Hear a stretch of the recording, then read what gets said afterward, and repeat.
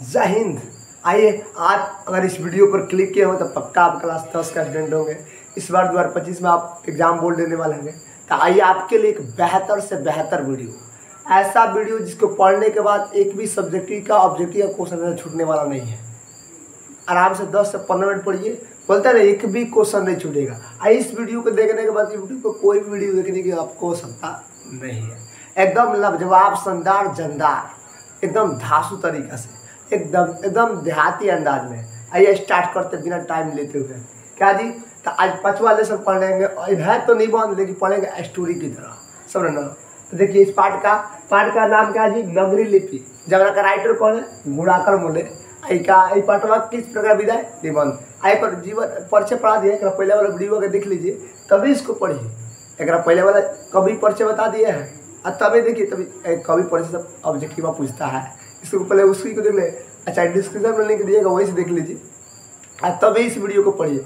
आज दिल हेडफोन कान में लगाकर तब पढ़िए आराम से, ताकि पूरा दिल के अंदर उतर जाए। सुनो ना, दिल का एकदम फेफड़ा के अंदर उतर जाएगा। देखिए, तो आइए स्टार्ट करते हैं। देखिए, करेंगे भैया पार्ट 5 होगा। पहले स्टार्ट होता है करेंगे नगरी लिपि। तो लिपि का जी अक्षर को छापने लिखने की प्रक्रिया का होता है, लिपि कहता है। तो करें नगरी लिपि। लिपि मतलब उसका नाम है। जानते हैं कि देवनागरी लिपि को ही नगरी लिपि कहा जाता है। अच्छा, आप यहाँ पर जो भी लेख लिखा देख रहे हैं, पूरा निबंध है, ये जो भी देख रहे हैं कि कौन लिपि हम लोग लिखते हैं। हम लोग हिंदी लिखते हैं तो किस लिपि में लिखते हैं भैया? आप नगरी लिपि में लिखते हैं। ये लेखवा लिखा है पटवा पूरा, वो सबके में नगरी लिपि में ही लिखा है, उसी को देवनागरी लिपि कहते हैं आप लोग। आइए स्टार्ट करते हैं। कह रहे हैं कि जो आप लेख ये पढ़ रहे हैं ना, ये जो निबंध पढ़ रहा है, इसी को हम लोग क्या बोलते हैं? नगरी या देवनागरी लिपि कहा जाता है। समझ माना, जो लेख पढ़ते हैं हिंदी का, जो भी भाषा लिखते हैं, वो सब नगरी या देवनागरी लिपि में ही छप जाता है। अब देखिए, कह रहे कि याद देखिए, कह रहे कि आपसे क्वेश्चन हो और शुरुआती एक क्वेश्चन ठोक देगा। कहेगा बताइए, नगरी लिपि के अक्षरों में स्थिरता कब आई?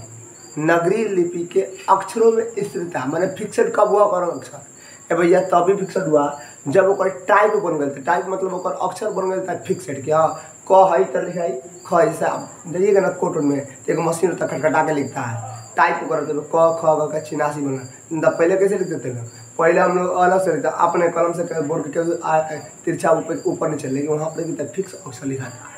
तो कह रहा पूछेगा नगरी लिपि के अक्षरों में स्थिरता कब आई? जब ओकर टाइप बन गया था। कब ओकर टाइप मतलब अक्षर बन गया था, आ जब जैसे सहायता से पुस्तक छपने लगा था, तब ओकर अक्षरों में स्थिरता आ गई। समझना, ये पूछे वाला चीज। आगे पढ़िए। देखिए, कह रहे कि भैया इस नगरी लिपि में अनेक भाषाएं लिखी जाती है, जैसे हिंदी, संस्कृति, नेपाली, नेवारी, मराठी, मगही, ओकर भाषा भोजपुरी। यानी हमनी के बिहार के जो भाषा भोजपुरी हो, वो कौना भाषा कौना लिपि में लिखल भाई? नगरी लिपि में ही छाप गई। समझ ना, बहुत सारा भाषाएं लिखी जाती है, जिनमें यह बहुत इम्पोर्टेंट। देखिए यहाँ पर नेपाली भाषा जो है, नेपाली को हम लोग वहाँ पर नेवारी भाषा भी कहा जाता है। नेपाली ऐसा में लिखल बा देवनागरी में। एक बात बता दें, देवनागरी लिपि का आपको बहन कहा जाता है बांग्ला लिपि को। किसको? कई बार एग्जाम्पल के लिए याद रखिएगा, दिल के उतर लीजिएगा। देवनागरी लिपि के बहन किसे, इसका सिस्टर किसे कहा जाता है? तब बांग्ला लिपि को कहा जाता है। समझो ना, आगे बढ़िए। तो पूछिए तो सर ये कैसे पता चलो पहले कहाँ के लोग सबसे पहले देवनागरी लिपि में लिख लेते हैं? देखिए इसके आइए पता करते हैं। तो कहा लीजिए आरंभिक लेख, यानी अगर सबसे पहले देवनागरी लिपि में कोई लिखल मिलल था भारत में, तो में दक्षिण भारत में मिला। आपको ये दक्षिण भारत के नहीं सर? अरे दक्षिण भारत वो कर्नाटका की तरफ कहा जाता है। कर्नाटका, केरल, तमिलनाडु, ये सब दक्षिण भारत में आता है। सुनो, तो कहा अगर सबसे पहले अगर लेख मिला था अगर नगरी लिपि में, तो दक्षिण भारत में मिला था। दक्षिण भारत में नगरी लिपि को हम लोग नंदी नगरी कहा जाता है। कहा जाता है, यही तो क्वेश्चन बड़ी इंपॉर्टेंट है जी, कि पूछेगा कि बताइए दक्षिण भारत में नगरी लिपि को क्या कहता है? तो नंदी नगरी लिपि। अच्छा क्यों? कहा जाता है कि 14वीं 15वीं सदी में जो आपको कर्नाटका का विजयनगर था, वहाँ का जो शासक था, उसका लेख पाया गया था किसमें? तो नगरी लिपि में छापा पाया गया था। आगे लगता है कि सबसे पहले उधर लिखा गया है। तो 14वीं 15वीं में पूछेगा लेख पहली बार कहाँ पर? दक्षिण भारत में कब पाया गया था? विजयनगर साम्राज्य में। वहाँ का शासक ने अपना लेख लिखवा था कहीं में? नगरी लिपि में। पूछेगा आपसे एक क्वेश्चन पूछेगा, दक्षिण भारत में नगरी लिपि को क्या कहता है? नंदी नगरी लिपि। क्या? नंदी नगरी लिपि। आगे बढ़िए। कहा था कि दक्षिण भारत में अनेक शासक हुए। देखिए उसमें देखिए दक्षिण भारत के अनेक शासकों में देखिए देखिए एगो राजेंद्र प्रताप चौड़ है। अच्छा उन्होंने अपना 11वीं शताब्दी में अपना सिक्का पर नगरी लिपि में छपैले कौन 11वीं सदी में अपने सिक्का पर कौन अपने सिक्का पर सिक्का से मतलब सिक्का रुपया सिक्का था ना, तो कोई पर सिक्का जैसे हमने कहा कैसे लिखा था भारत लिखा रहता है। तो उस समय वो सिक्का पर आज जो ना भाषा में लिखा वही भाषा में आज से 11वीं सदी में लिखता था। सुनो ना कहा करा देखिए राजा राज और राजेंद्र प्रताप चौड़ ये कहाँ का राजा था जी, तो दक्षिण भारत के राजा है सब। ये अपना सिक्का पर क्या लिखा था नगरी भाषा में लिख लेता। उसके साथ साथ 12वीं सदी में एक केरला का शासक था। वो अपना देखिए तो वो अपना भी एगो लेख लिखवा लेता में, तो लेख का नाम लिखता वीर करलस्व। क्या लिखता वीर करलस्व। वो किस भाषा में लिखता जी, नगरी भाषा में यानी नगरी लिपि में लिख लेता। सुनो बात ना, अब आगे बढ़े तो इसके बाद आपको मिलेगा इस्लामी समझते हैं ना। अब भारत में इस्लामी शासक का एंट्री हो गया। तो इस्लामी शासक में कहा जाता है कि जब भारत में इस्लामी शासक आए तो उन्होंने भी इस नगरी लिपि का इस्तेमाल किया था। कैसे तो सुनिए, तो कहा आज तो भारत में इस्लामी शासक कहाँ है मुझे, तो पाकिस्तान उसमें कब था भारत में ही था। इधर में आज़ाद हुआ पाकिस्तान का आज़ाद पाकिस्तान का जन्म हुआ है 1947 में। तो भैया कहा था कि जो इस्लामी शासक आए थे वो लाहौर में टकसाल मतलब ढलैया के द्वारा चांदी के सिक्का पर नगरी लिपि लिखवा देते हैं। कहा नगरी लिपि भाषा में लिखवा देते हैं। पूछेगा इस्लामी शासक जो आपको लाहौर में आए थे वो टकसाल मतलब ढलैया करके चांदी के सिक्का पर नगरी लिपि के द्वारा भाषाएं लिखी जाती थी। तो कुछ बस क्या लिखा जाता था, तो भाई 2 भाषाएं लिखी जाती। तो कहा उसमें 2 लिपि के इस्तेमाल किया जाता। उस सिक्का पर जो इस्लाम शासक था लोग जो लाहौर में आया था, तो जो टकसाल है ढलैया के द्वारा लिखता था सिक्का पर, चांदी के सिक्का पर क्या लिखता था जी। तो कहा था कि उसका 2 भाग उसके जैसे हमने के बड़ा सिक्का जो है 1 रुपया 2 रुपये का जो सिक्का ले, तो पूरी 2 लिपि के लिखा रहता है।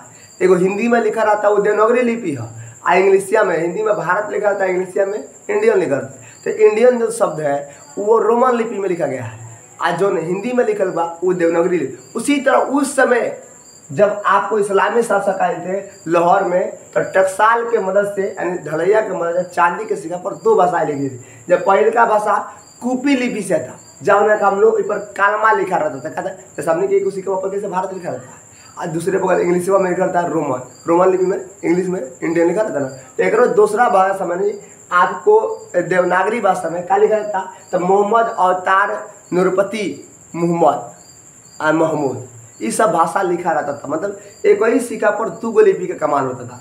जैसे हमने आज के जमाने में 2 लिपि का हिंदी और इंग्लिश के कमाल करते थे सिक्का पर। इसी तरह आगे बढ़िए, तब कौन घबराने का सबका नहीं। तो एक भाई याद रखिएगा, तब पूछेगा टकसाल का संबंध किससे, तो सिक्का के ढलैया से। समझ ना, ये पूछेगा कई बार। और कौन एक टकसाल के द्वारा ढलैया सबसे पहले कह देता तो इस्लामिक शासक। एक अलावा और सारा इस्लामिक शासक हुआ सब धरती पर, आज भारत में आया सब। कौन तो देखिए जैसे महमूद गजनवी के नाम सुने होंगे लोग, मोहम्मद गौरी का नाम सुने होंगे जो 17 बार हारा था। किकरा से, तो पृथ्वीराज चौहान से। सुने ना। आज बाद देखिए खिलजी था, शेरशाह सूरी थे।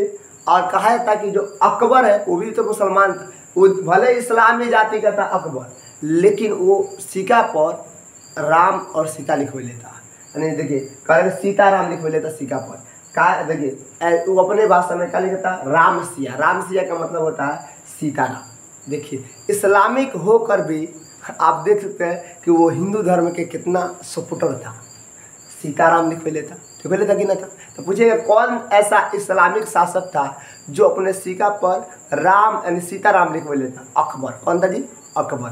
क्योंकि असल में नौकर पत्नी जो थी जोधाबाई वो बहुत चलाक थी, बहुत मतलब अकबर का आधा ब्रेन करे कह समझा कि आधा अकबर का दिमाग वही देती थी कि हई करिए महाराज, हई तरह करिए। सुनो ना। अब आगे बढ़िए। अब आता देखिए तभी दक्षिण भारत पे अपने जाना। अब आते उत्तर भारत। अरे भैया उत्तर भारत में नगरी लिपि को देवनागरी लिपि कहा जाता है। अब कहीं ये कैसे जी, तो देखिए उत्तर भारत में नगरी लिपि को देवनागरी लिपि कहा जाता है। समझ ना। अच्छा कहते तो उत्तरी भारत देखिए तो आपको मिलेगा किधर की तरफ, तो आपको देखिए तो कह रहे मेवाड़ कहाँ पर है जी, मेवाड़ राजस्थान में। तो मेवाड़ के गुरहिल वंश में कह रहे कि मेवाड़ के गुरहिल वंश और चाहे अजमेर के चौहान वंश को देख लीजिए, चाहे कन्नौज के गढ़वाल वंश को देख लीजिए, चाहे त्रिपुरा के कलचुरी वंश को देख लीजिए, और चाहे गुजरात के सोलंकी वंश को देख लीजिए, अच्छा बुंदेलखंड के चंदेल वंश को देख लीजिए। इस सारा अपना लेख नगरी लिपि में लिखो लेता, कि नगरी लिपि से छुपो लेता, सुना ना। तो क्या लिख लेता नगरी लिपि में, सब अपना लेख लिख मतलब अपना जो भी कागज पत्र था सब का सब लेख में लिख लेता नगरी लिपि में। ये सब उत्तरी भारत का याद रखिएगा। उत्तरी भारत में आपको नगरी लिपि को कहा गया है, देवनागरी लिपि कहा गया है। दिलो दिमाग में ठूस लेना है, समझ ना। आगे बढ़ता है, कहा जाता है कि जब आज से 8वीं 9वीं सदी में, कहो 8वीं 9वीं सदी में, 8वीं 9वीं सदी में पूरा देश में यह प्रचलित हो गई थी। कौन? 8वीं 9वीं सदी में जो नगरी लिपि है पूरा देश में, पूरा विश्व में प्रचलित हो गई थी, इसलिए इसे स्वदेशी लिपि कहा जाता था। क्या कहता जी? स्वदेशी लिपि। तो ये क्वेश्चन पूछेगा कि बताइए कब नगरी लिपि को एक स्वदेशी लिपि कहा जाता है? तो 8वीं 9वीं सदी में ये पूरे देश में क्या हो गई थी? प्रचलित हो गई थी, इसीलिए इसे स्वदेशी यानी पूरा सांसारिक लिपि कहा जाता था। स्वदेशी मतलब का सांसारिक लिपि। चलिए अब आते हैं अगला दिख पड़ता है, अब आता है गुप्त काल में। तो गुप्त काल में देखिए, तो गुप्त काल में बड़ी दिक्कत था। गुप्त काल में अनेकों तरह की लिपियाँ चल रही थी, उसमें भी एक नया लिपि आ गई थी, कौन? सिदम लिपि। तो ये दोनों में अंतर देखिए, एक तरफ नगरी लिपि, दूसरी तरफ सिदम लिपि। कन्फ्यूजन हो गया था, पहचान ना होता था, लेकिन उसको पहचान जितना विद्वान थे उसका पहचान में कहा था कि जो सिदम लिपि होती है ना वो नगरी लिपि से काफ़ी भिन्न होती है। कैसे भिन्न होती है? पहले की सिदम लिपि जो होती है उस पर जो अक्षर होता है, अक्षर उस पर जो लाइनिंग खींची जाती है, लाइनिंग मतलब जैसे यहाँ पर भारत लिख दिए तो कैसे ये भारत लिख दिए तो लाइनिंग खींचते रहते जी।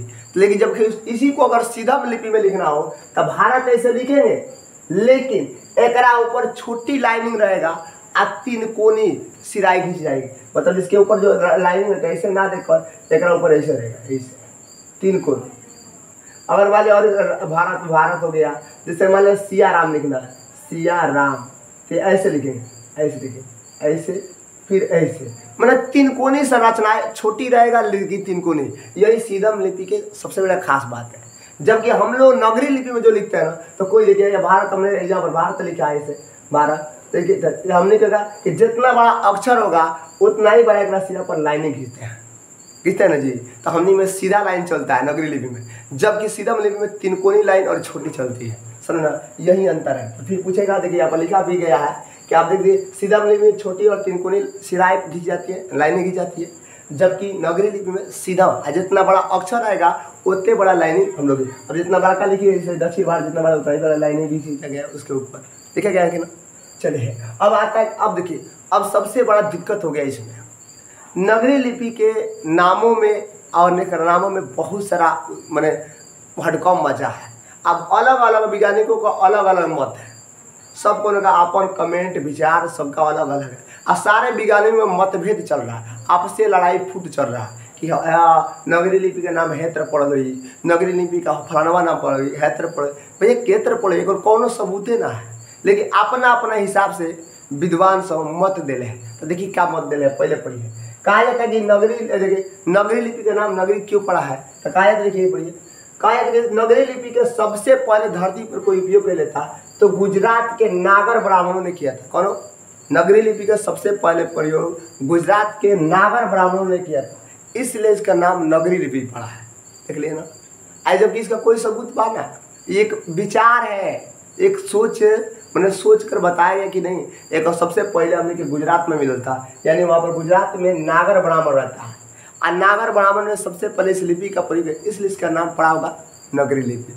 सर ना पूछेगा नगरी लिपि का नाम नगरी लिपि क्यों पड़ा था, कहा जाता है सर्वप्रथम गुजरात में नागर ब्राह्मणों ने इसका प्रयोग किया था, इसलिए इसका नाम नगरी लिपि पड़ा था। आगे बढ़ते हैं, जबकि बाकी लोग कुछ कहना अलग है।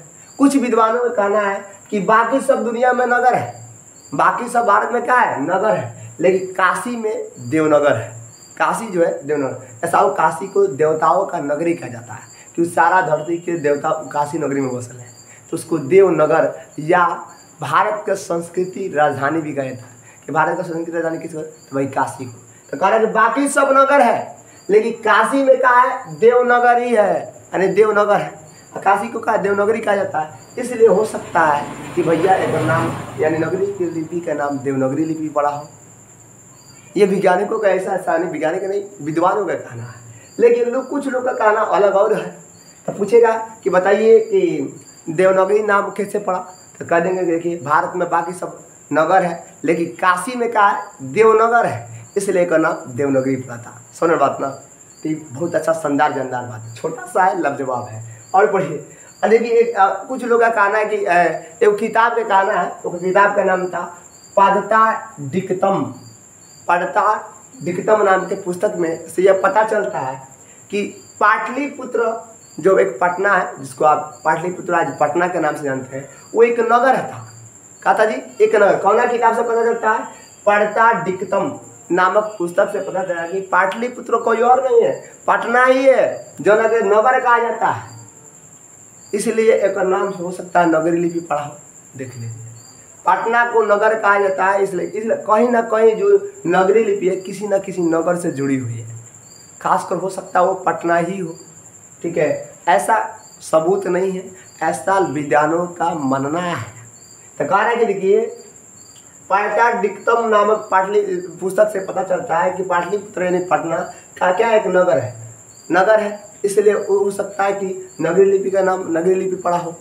अब कुछ लोग का कहना है कि देखिए उत्तर भारत में, ये उत्तर भारत में जिसमें बिहार उत्तर प्रदेश आता है, तो कह रहे हैं कि उत्तर भारत में एक विशेष शैली है जिसे नगर शैली कहते हैं। हमने की और एक विशेष प्रकार की शैली पाओ जाला जहाँ हमने के नगर शैली कहते हैं। कह रहे कि यह नगर शैली एक बड़े नगर है, एक बड़ा नगर को कहा जाता है, जो का हो सकता है कि पटना हो, पटना हो, इसीलिए पड़ा उसका नाम हम लोग नगरी लिपि। समझ ना। तो उत्तर भारत में एक विशेष शैली होती है जिसको हम लोग नगर शैली कहते हैं, और वो नगर बड़ा नगर को कहा जाता है। और भारत में बड़ा नगर उसमें कौन था? पटना था, हो सकता है इसीलिए उसका नाम नगरी लिपि पड़ा हो। ऐसे तरह। अब और देखिए एक बात कहा जाता है कि जो चंद्रगुप्त द्वितीय था, गुप्त वंश का राजा था। कौन? गुप्त वंश का राजा। जो गुप्त वंश का राजा था कौन था जी? देखिए चंद्रगुप्त द्वितीय। जब उनका के ओरिजिनल नाम देखिएगा ना, तो ओरिजिनल नाम था विक्रमादित्य। आज जब उनका पर्सनल व्यक्तिगत घरवा पर कहा जाता था, तो देव के नाम से कहा जाता है। जैसे कैसे हम लिखे, और अब देखिएगा तो मेरे को देखिएगा तो अभी आप लोग कुमार सर कहते हैं, लेकिन कुछ लोग हम घर पर भैया अलग अलग बिजाट के नाम से बुलाते हैं। मैंने हमारा व्यक्तिगत नाम और कुछ और है, आप पर्सनल नाम ऐसे प्रचलित नाम कुमार सर है। उसी तरह ये देखिए जब लगा चंद्रगुप्त द्वितीय, जब लगा विक्रमादित्य था, तो पर्सनल यानी व्यक्तिगत नाम का था देव था। क्या था जी? देव था। और उस देव था, राजा था वहाँ का। गुप्त वन के राजधानी पटना हुआ करता था उसमें। क्या? गुप्त वन की राजधानी का पटना। तो हो सकता है कि देव का नाम था, पटना का नगर का जाता है, इसलिए इसका नाम देवनगर पड़ गया होगा। क्या? देवनगर, जो आगे चलकर सुधार करके देवनगरी कर दिया गया होगा। सुनिए फिर बात, गुप्त वंश में गुप्त काल में जो विक्रमादित्य था उसका व्यक्तिगत नाम का था देव था, और राजधानी राज्य का राजधानी कहाँ था? पटना नगर था। इसलिए कहते हो सकता है कि नाम से दे ले लिया गया, उस पटना एक नगर है, नगर जुड़ी, नाम पड़ गया देवनगर। आई देवनगर किसका नाम पड़ दिया? नगरी लिपि को कहा गया। सर ना, तो कह रहे आज देवनगर में सुधार का खाली मंत्र है वो जोड़ दीजिए, देवनगरी हो जाएगा। तो इससे भी संबंधित है। तो पूछेगा आपसे कि बताइए किसके नाम पर देवनगरी कहा गया? तो कह दिए भैया एक हिसाब से तो विक्रमादित्य था, जिसका व्यक्तिगत नाम का था देव था, और उसकी राजधानी थी राज्य की, वो कहा था पटना नगर था। इसलिए हो सकता है कि देव प्लस और पटना को नगर कहा जाता, दोनों मिलकर देवनगर बन गया। इस प्रकार हो सकता है उसका नाम देवनगरी लिपि पड़ गया था। सर ना, क्योंकि वहाँ पर भी इस लिपि का प्रयोग होता था। किसका? देवनागरी लिपि का, यानी नगरी लिपि का प्रयोग होता था। पटना में भी हो सकता है उसका नाम देवनगर पड़ गया हो। आगे बढ़ते हैं। अब देखिए अगला बढ़िएगा तो अगला मिलेगा आपको। अभी देखिए इसका और है, और जब इसको नंदी नगरी, देखिए हम बताए कि इसको दक्षिण भारत में नंदी नगरी कहा जाता है। तो फिर ये नाम कैसे पड़ जी? नंदी नगरी नाम कैसे पड़? वो सुनो यो बता रहा। कुछ विद्वानों का ये कहना है, यानी कुछ होशियार लोगों का ये कहना है। क्या होशियार लोगों का कहना है कि देखिए आप जाइएगा तो देखिए वाकाटोका का, वाकाटोका का है, वाकाटोका और राष्ट्रकूटो। राष्ट्रकूट मतलब एगो राष्ट्र है जो महाराष्ट्र में पड़ता है। कहाँ पड़ता है जी? महाराष्ट्र। कह रहे कि वाकाटोका और राष्ट्रकूट जो महाराष्ट्र के प्रसिद्ध क्या है? नंदी नगर। पहले महाराष्ट्र में एक नंदी नगर था, जो आज वर्तमान में हमके नाम पड़ल बा आधुनिक आधुनिक जमाना में ओकर नाम पड़ गया नादेड। का पड़ गया नांदेड, नादेड। का पड़ गया नादेड। सुनो, महाराष्ट्र के जो प्रसिद्ध नंदी नगर है उसमें नादेड लिपि थी। नादेड लिपि के कारण हो सकता है उसका नाम देवनागरी लिपि पड़ गया हो। तो कह रहा है कि देखिए वाकाटोका और राष्ट्रकूट के जो महाराष्ट्र का एक प्रसिद्ध लिपि था जमुना का नाम था नंदी नगरी लिपि। का नाम था जी? नंदी नगरी लिपि था। महाराष्ट्र की एक फेमस लिपि था। और जमुना के आज के ज़माने में कहल गई बा का नादेड लिपि कहा जाता। का नादेड लिपि हो सकता है कि एक नाम पर यानी नंदी नगर के नाम पर देवनागरी लिपि का नाम नगरी लिपि रख दिया गया हो, यानी देवनंदी नगरी लिपि कह दिया गया हो। समझ ना?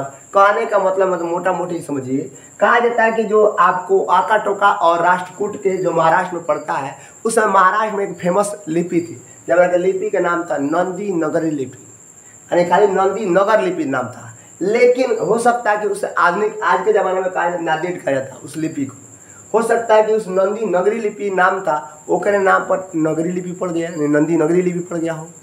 तो नंदी नगरी लिपि क्यों किसके कारण पड़ा जी? कि महाराष्ट्र में नंदी नगरी लिपि थी, उसी के कारण हो सकता है ऊपर नाम का पड़ गया नंदी नगरी लिपि पड़ गया हो। समझना? सिंपल सी भाषा है। अब आगे बढ़ता है थोड़ा सा और आगे बढ़िए। एक भी ऑब्जेक्टिव ना छूटेगा, देखने के बाद एक भी ऑब्जेक्टिव छूटने वाला नहीं।